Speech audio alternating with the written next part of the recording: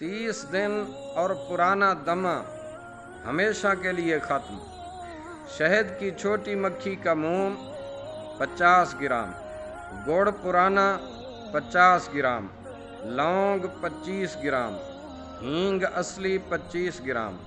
سب چیزوں کو الگ الگ کر کے کوٹ کر پیس لیں۔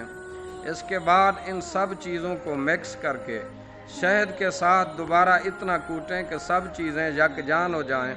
اس کے بعد چنے کی دال کے برابر گولیاں بنا لیں اور 1 ہفتہ بھر سائے میں خشک کریں۔ پھر صبح و شام 2 گولیاں پانی سے دیں۔ بچوں کو 1 یا نصف گولی دیں۔ چاول اور تلی ہوئی اور کھٹی چیزوں سے سخت پرہیز کریں۔